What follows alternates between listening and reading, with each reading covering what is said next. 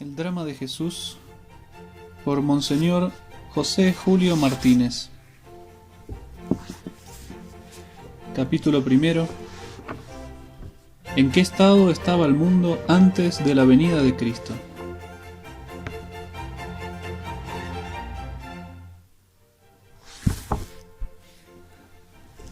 En Roma, la ciudad de los amos del mundo, cuando la gente se amotinaban ante el palacio de su emperador, solo una petición proferían a gritos, una petición que vibraba en el aire con amagos de amenazante tempestad: pan y espectáculos. Pan y espectáculos pedían los trabajadores del imperio más civilizado, y con pan y espectáculos se contentarían también los demás trabajadores de la tierra. ¿Qué espectáculos eran estos?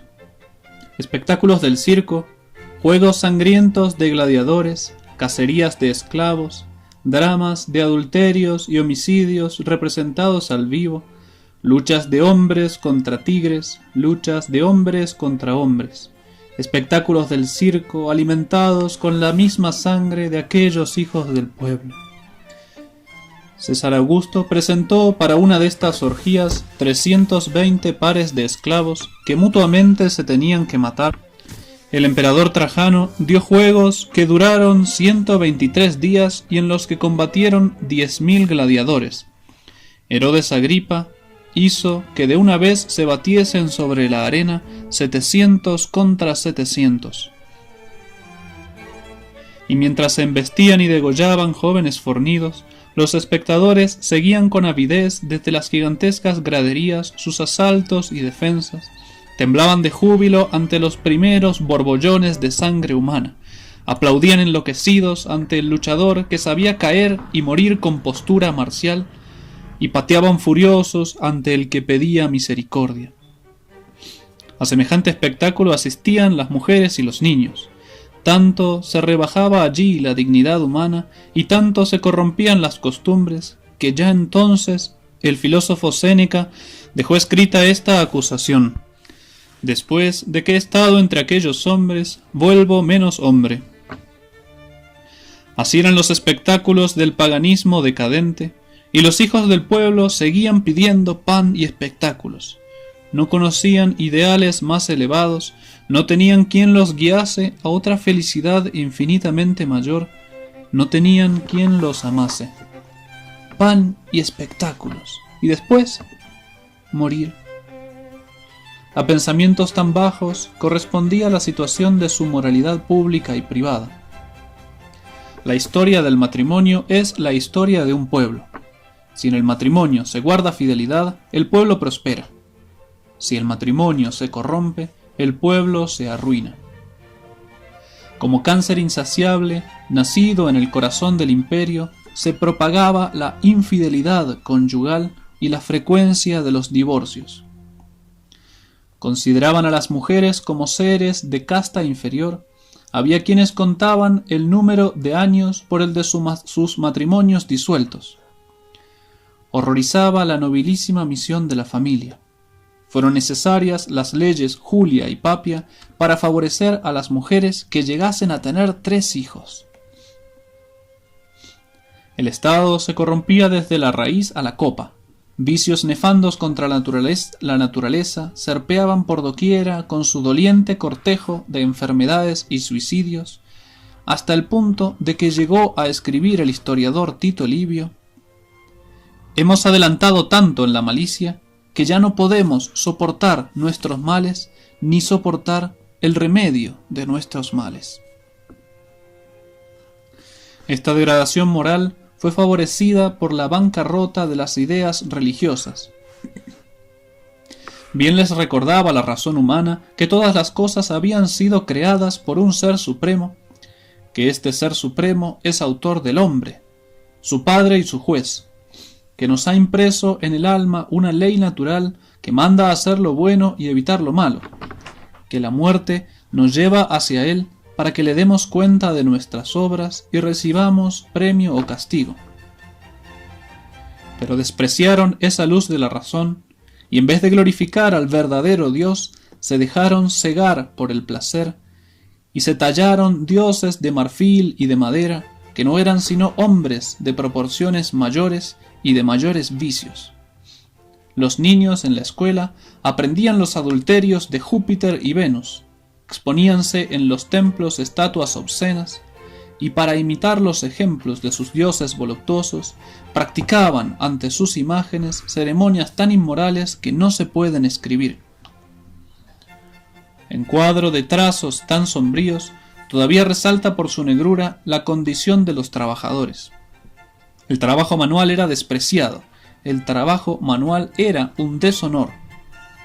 Un hombre libre, decía el filósofo Aristóteles, no puede dedicarse a los trabajos mecánicos ni rebajarse.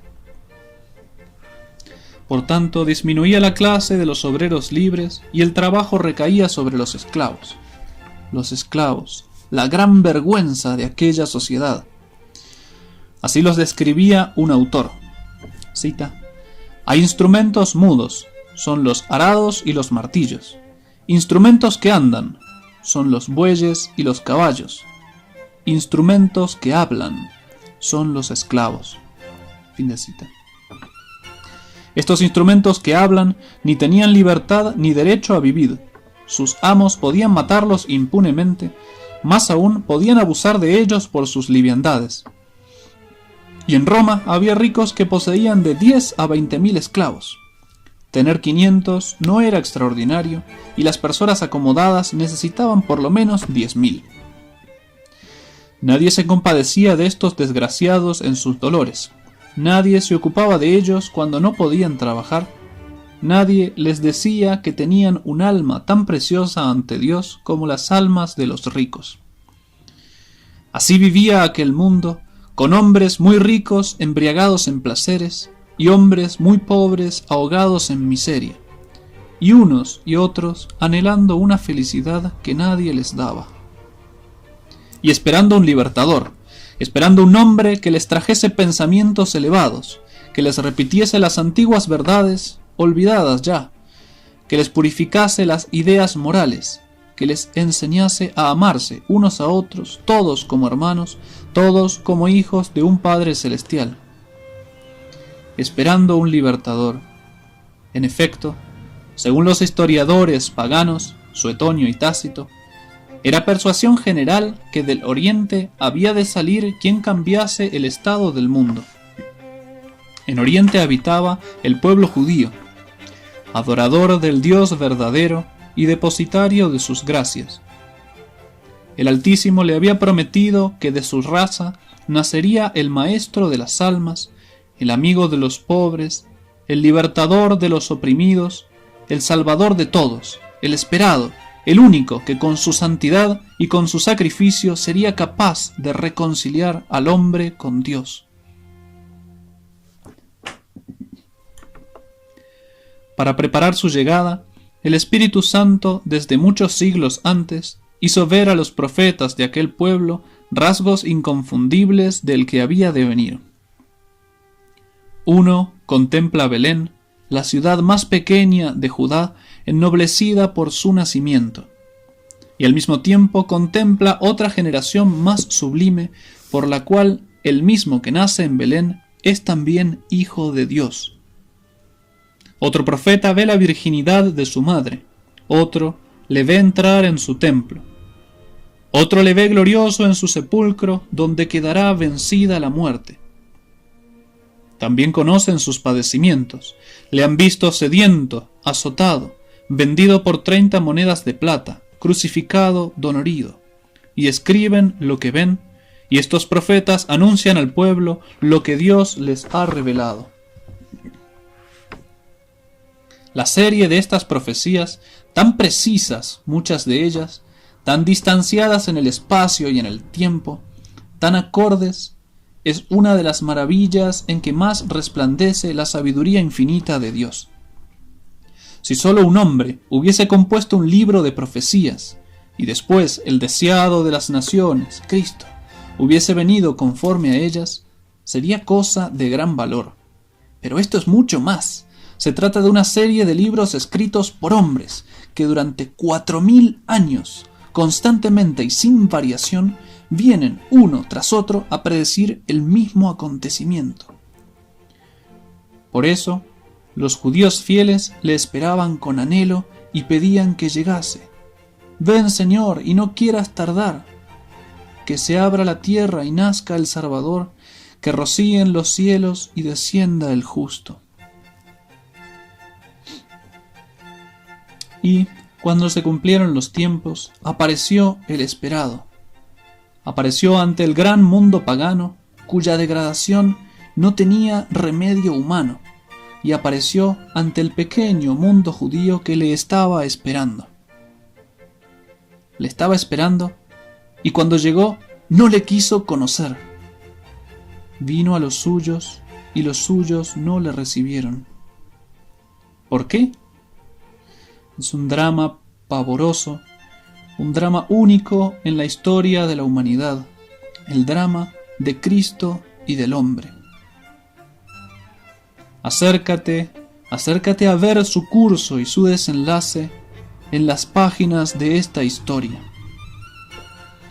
La he compuesto empleando con frecuencia las mismas palabras con que nos la cuentan los 4 historiadores que la escribieron, tal como la presenciaron. 2 de ellos, Juan y Mateo, fueron testigos de vista. Los otros 2, Lucas y Marcos, trataron íntimamente con muchos testigos. Es imposible dudar de su veracidad.